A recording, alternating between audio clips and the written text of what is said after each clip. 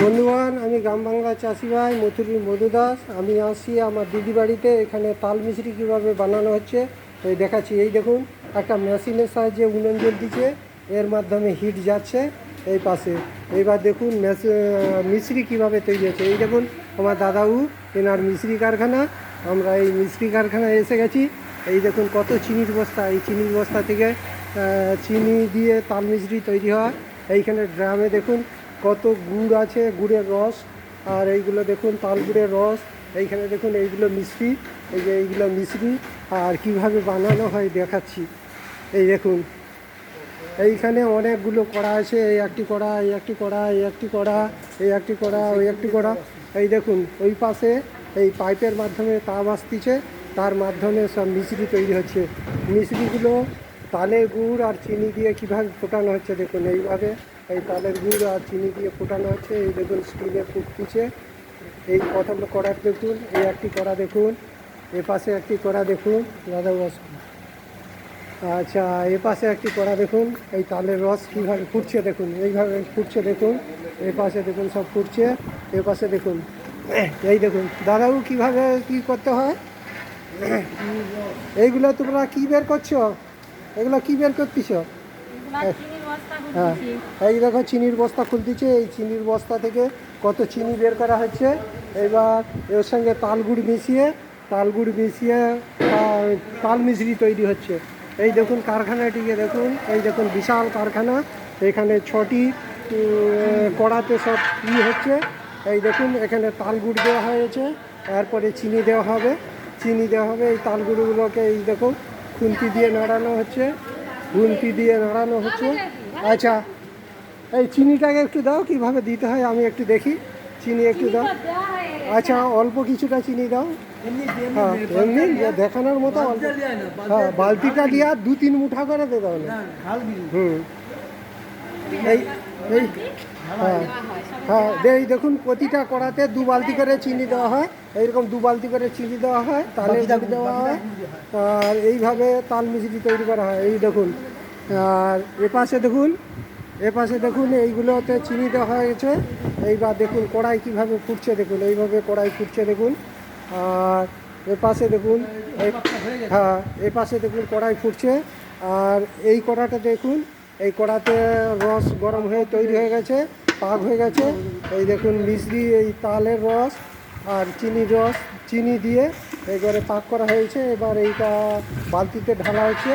এবার এটা দিয়ে একটা ট্রেতে রাখা হবে। এই দেখুন এইটা এরপরে ট্রেতে ঢালা হচ্ছে। এই দেখুন ট্রেতে ঢালা হচ্ছে।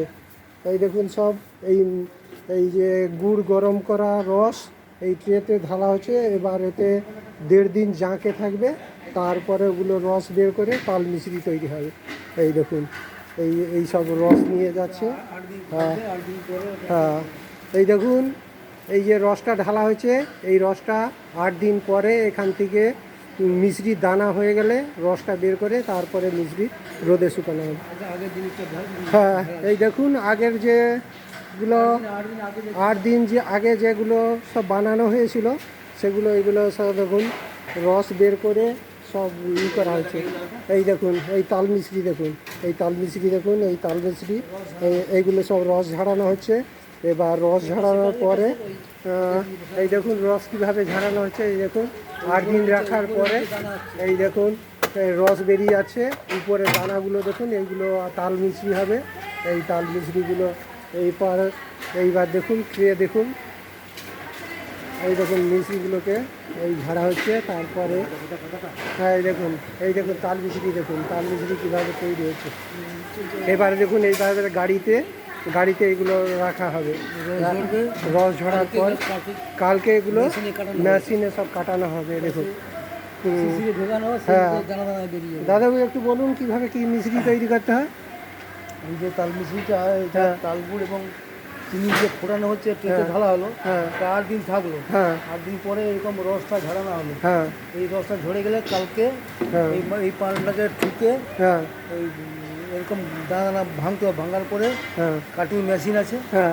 কাটিং মেশিন কোনখানে? এই দেখুন এরপরে এইগুলো সব রস ঝাড়ানো হচ্ছে। রস ঝাড়ানোর পর এবার গাড়িতে করে এরকম দেখুন তাল মিস্ত্রি এরকম যাচ্ছে। এইবার দেখুন কাটিং মেশিনে মিস্ত্রিগুলোকে কীভাবে কুচানো হচ্ছে দেখুন। এই দেখুন এগুলোতে সব এইভাবে সব এই ট্রেতে করে সব রস ঝাড়ানো হচ্ছে, রস ঝাড়ানো হচ্ছে। হ্যাঁ এইটা দেখুন কাটিং মেশিন, এই কাটিং মেশিন, এই কাটিং মেশিনে সব ছোটো ছোটো দানা তৈরি হয়। এপাশে হ্যাঁ হ্যাঁ এপাশে দেখুন সব এই সব কাটতে গিয়ে যে ছোটো ছোটো গুঁড়াগুলো হয়েছে, হ্যাঁ এগুলো আলাদা করা হবে। হ্যাঁ খাঁচা দিয়ে এগুলো ছেলে এইভাবে একটু দেখান ছেলে কী হবে। এই দেখুন মিষ্টিগুলোকে কীভাবে চালাচ্ছে দেখুন। গুঁড়োটা নিচে পড়ে যাচ্ছে। হ্যাঁ গুঁড়োটা নিচে পড়ে যাচ্ছে। এই দানাগুলো এইগুলো দেখুন এইবার এইগুলোকে রোদে শুকানো হবে, তারপরে এগুলো প্যাকিং আর লেবেলিং করে তারপরে মার্কেটে পাঠানো হবে। নমস্কার বন্ধুরা, এই বলে আমি আমার ভিডিও শেষ করছি।